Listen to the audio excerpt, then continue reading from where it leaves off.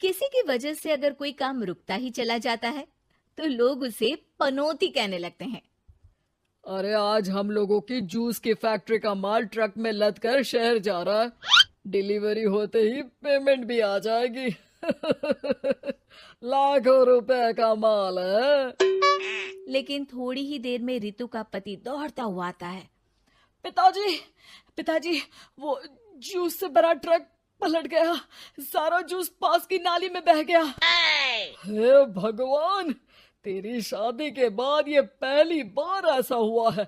मैं तो बोल ही रहा था कि इस लड़की की कुंडली बनवा लो। देखा, आए दिन नुकसान।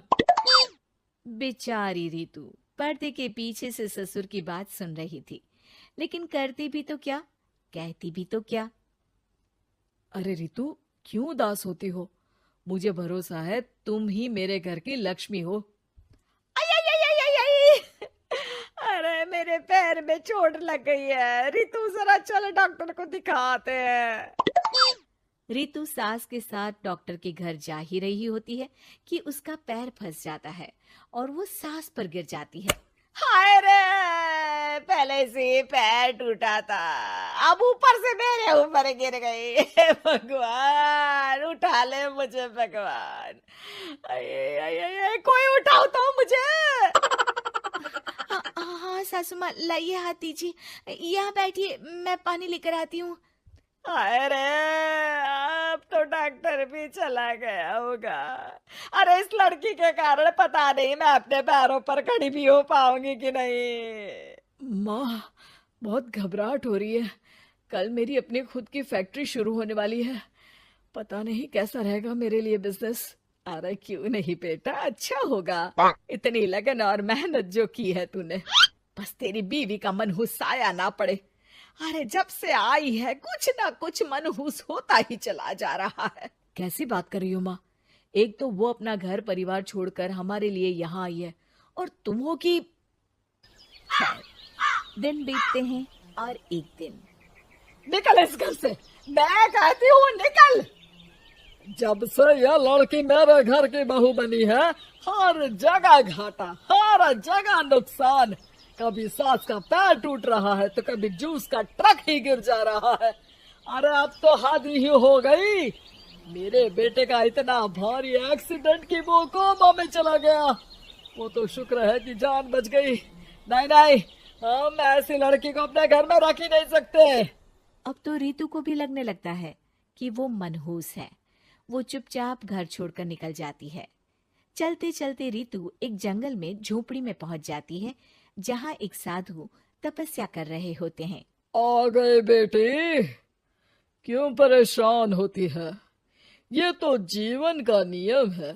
इंसान हमेशा नकारात्मक चीजों को ही सुनता, देखता और समझता है।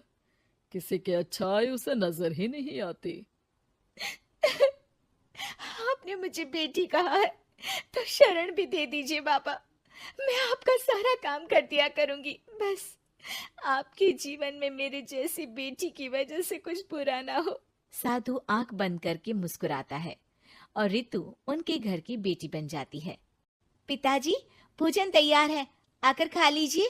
बेटा, जो भोजन तूने बनाया है उसमें सांप का जहर है। वो खाकर मैं मर सकता हूँ। नहीं नहीं पिताजी, खाना तो मैंने अपनी आंखों के सामने बनाया है, यहाँ तो कोई सांप आया ही नहीं। ठीक है, फिर ला मैं खा लेता हूँ।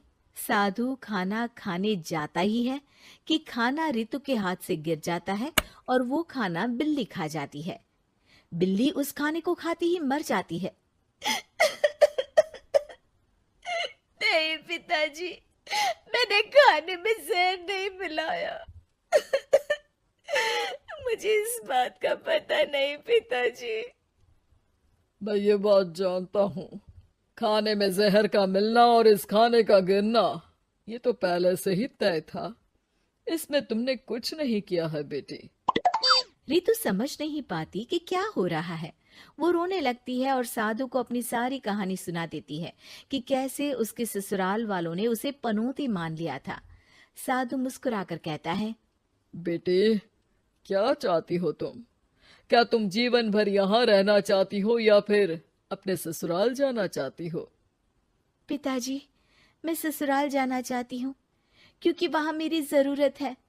मैं चाहती हूँ कि मेरे ससुराल वाले मुझे पनौती यानी कि मनहूस ना समझे। उन लोगों को पता चले कि मैं उन लोगों का भला ही चाहती हूँ। ठीक है बेटा, ऐसा ही होगा। तो कल मेरे साथ चलना। दोनों अगले दिन रितु के ससुराल जाते हैं, जहाँ साधु के साथ रितु को देखकर सास कहती है, अरे वाह रे करम चली, हम लोगों के घर में तूफान लाकर चैन ना मिला तुझे। जब जादू टोटका करने के लिए ये बाबा बाबा बुलाकर किसी को लेकर आई है। नाना माँ जी, ये तो मेरे धर्म के पिताजी हैं, मुझे ससुराल वापस छोड़ने आए हैं। ये तो बस पिता का धर्म निभा रहे हैं, इन्हें कुछ मत कहिए। वाह जी वाह, 4 महीने बाद आज ही अपने पैरों पर खड़ा हुआ हूँ और ये मनहूस फिर से आ गई। इस बार क्या जान लेके जाएगी? अरे मेरी भी सिर्फ टांग में फ्रैक्चर था, अब ये आ गई है तो पक्का टांग काटनी ही पड़ेगी। हे भगवान, पिछली बार तो जूस का पूरा ट्रक ही पलट गया था, इस बार तो पक्का फैक्ट्री में ताला ही लग जाएगा। रितु के नए साधु पिता सबकी बात गौर से सुन रहे थे। फिर वो बोल पड़ते हैं, मैं आप लोगों को कुछ दिखाना चाहता हूँ। वो साथ में गोला लाए थे। उस गोला में वो सबको कुछ दिखाते हैं। वो दिन दिखाते हैं जब जूस से भरा ट्रक गिरता है। पास के कुछ जानवर उस गिरे जूस को पीते हैं और वहीं मर जाते हैं। देखो, इस जूस में तुम्हारे फैक्ट्री के मैनेजर ने जहर डाला था। अच्छा हुआ वो ट्रक गिरा, वरना पूरा परिवार जीवन भर के लिए जेल में होता। हे भगवान, तब तो न जाने कितने लोगों की मौत हो जाती इस जूस को पीकर। शुक्र है भगवान का, अनहोनी से बचा लिया। फिर वो दिन देखते हैं जब पति का एक्सीडेंट हुआ था, लेकिन रितु के करवा चौथ के व्रत के कारण वो बच जाता है, वरना तो मृत्यु निश्चित थी। सभी रितु की तरफ देखते हैं। बाबा, मैं तो मनहूस नहीं हूँ। शुक्रिया बाबा, मेरे मन में जीवन भर का बोझ रहता कि मैं इन लोगों के दुख का कारण तो नहीं। नहीं नहीं बेटा, मनहूस तो ईश्वर किसी को नहीं बनाता। हर चीज का एक वक्त होता है और जो होना है वो तो होता ही है। मुझे माफ कर दे बहू, तू तो इस घर की लक्ष्मी है, रक्षक भी है। हम लोगों को माफ कर दे बेटा।